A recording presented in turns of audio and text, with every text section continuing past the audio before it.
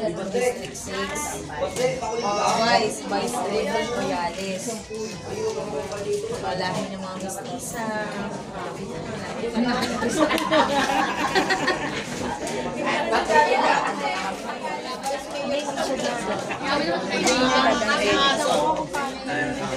Pwede na.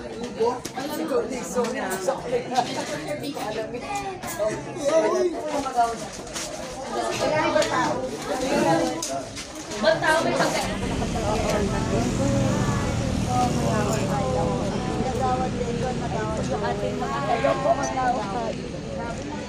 Ayan, diba? Tsaka ano si Chairman, kaya hindi sino po ba nakakapasyal sa Manila? Oo, taga-dusin po. Ang Vice Mayor po kasi Chairman, ilang taon na po kayo? Kayo po, ilang taon na kayo? Ito, konsehal ko po ito, Chairman, sa District 6.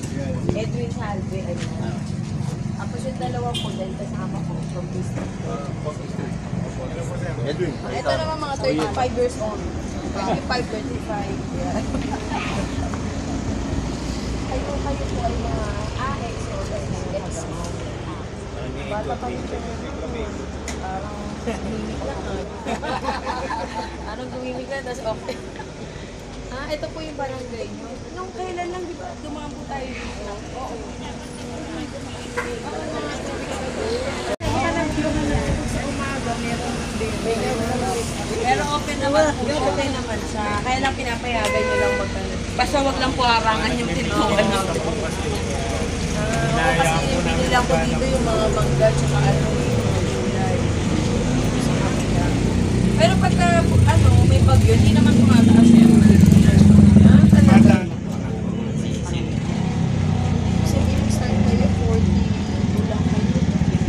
Bali yan naman.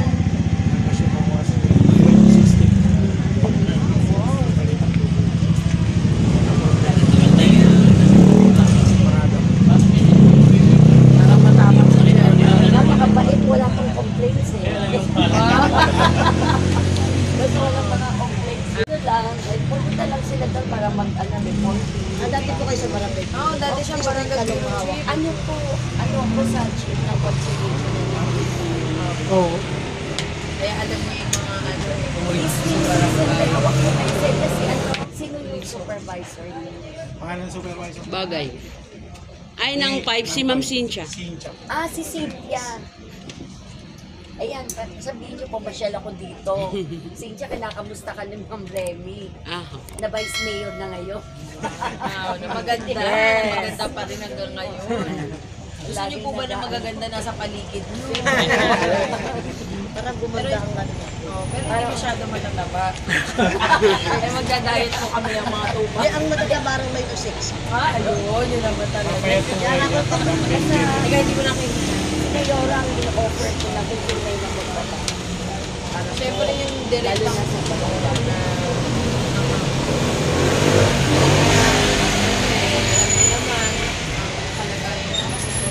palagay natin mismo ngayon sa lahat. Hindi na natin kailangan magsabi ng masasabi na lang mismo sa taong bayan. Kailangan tayong tunay na programa, direkta sa tao, mababa lahat, pagkaluan. Kailangan maging transparent sa lahat sa budget, sa programa. Yan talaga yung isa sa mga isulong po natin, lalo sa mga barangay, yung nabawasan na budget, kailangan nilang ibalik at magdagdagan.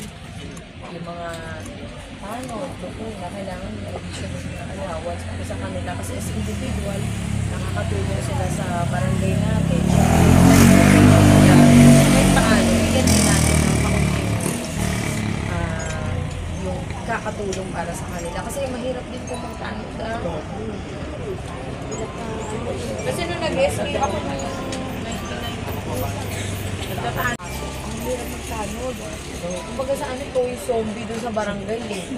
Kasi zombie, para katakutan ka. At the same time, ikaw din magkagabantay. So paano kung kailangan mo ng vitamins, kailangan mo ng pagkakain, paano yung dami ng susunod?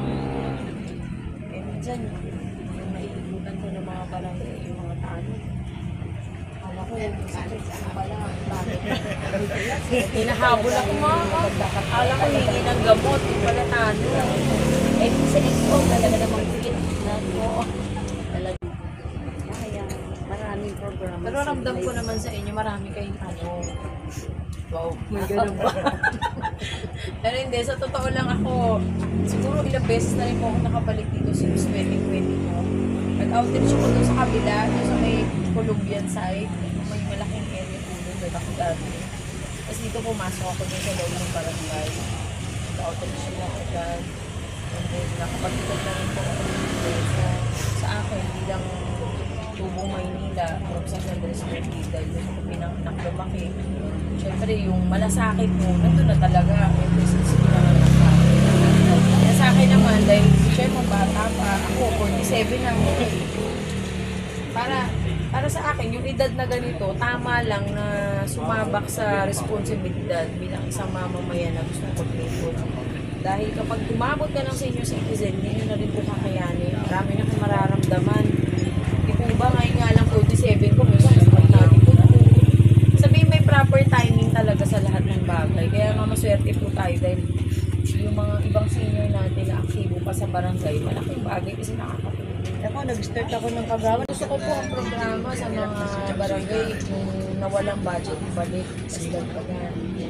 Yung panot at saka yung isama na siya ng allowance every month. At the same time po, yung mga barangay chairman na naglilingkod, mga next chairman na bumigyan ng item at para sila automatic na meron pa rin sila pagkakitaran.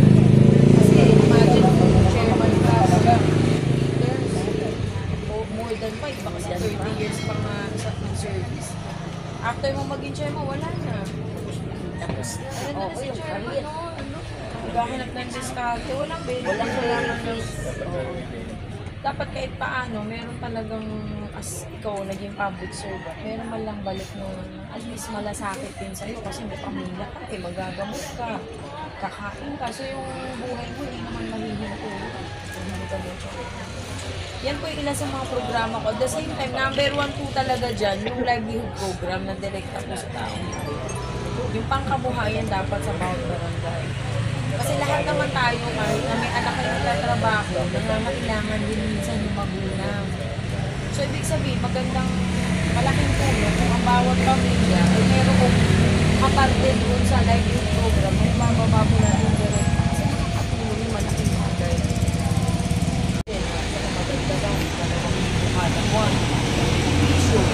Masiguro po natin na dapat every barangay mayroong barangay health center nakatabi, at least man lang doon may gamot. Meron kayong pang-emergency. May mga constituent kayo doon na pag-emergency. Wala naman takot agad sa ospital. Lalo na yung mga nangangailangan ng gamot. Siguro kayo lalo na po sa barangay. Alam mo na talaga may mga talagang sabihin, ilapag ko man po lahat dito ng programa ko. Ang mahalaga pa rin sabihin. Makita natin yung halaga talaga natin. Kailangan po talaga, sabi ko nga ginampanan nyo yun. Madadagdagan na naman yung edad natin. Wala na naman mangyayari. Tumanda ka na lang. Pag nasa wheelchair na tayo, saka pa tayo makipaglaban, naku wala na ho, sisipain na tayo. Wala na, manghihina na, katulad dito nila Kalito. Habang malakas pa, go, kasi ito pong emplag talagang tumutulong po talaga sa akin. Dahil siyempre dala ko na president. Pag may loyalty ka, meron kang malasakit. Paninindigan mo rin basta nasa pangalan ng prinsipyo. Ito katulad ko ito mga konsehal ko. Naantok na sa ulit mo dali araw. Mga talaga yung mga public servant. Katulad nyo lalo na sa bahay. Parang umaga kayo chairman, 24/7 kayo chairman. Yun nga po. So, sabihin kayo, as part sa barangay, kayo naman makakatulong. Constituent na doon sa mas maliwanag. Pag ganaw natin, huwag na natin pasukan ng politika yun. Sabi ko, ako. Realize natin na kailangan may culture na bata pa si Gemma, 40 pa yun. Ahataw pa yan sa kalakasan ng katawan. Kaya siguro dalang ang support dapat Tsaka, bigyan sila ng full support kami pang dalawa. Kasi sila direct tsaka kailangan talaga, local government, lang ng mga barangay, kailangan yung constant communication, programa, nandun lagi. yung ugnayan ng nasa city at saka yung kayo. Dapat yan. Transparency. Oo. Nakakalungkot Manila na ipag-iwanan na talaga tayo. Diba? Ano naman yan, syempre. Kahit na sa mismo na lang pangangailangan sa barangay, sa environment, sa lahat. Talagang, syempre, minsan bibigyan mo bakit kaya nangyari. Siguro, sasilangan natin talagang tulad yan sa atin. Kasi alam mo yung apektado po dito, hindi na tayo mga sa kaya lang tayo.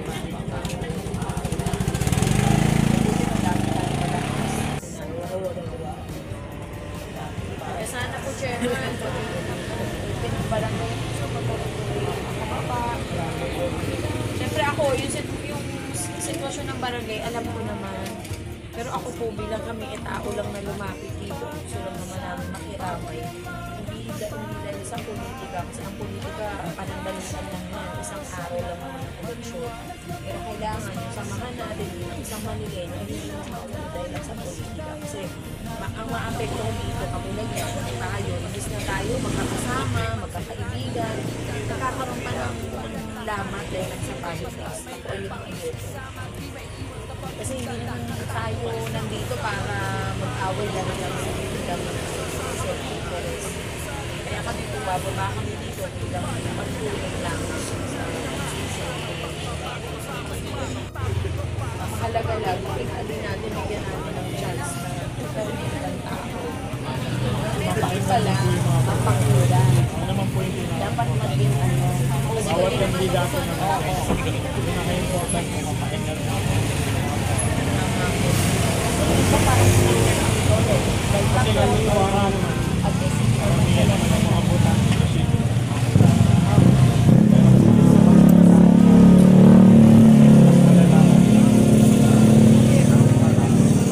magpapabintong sa kapitid.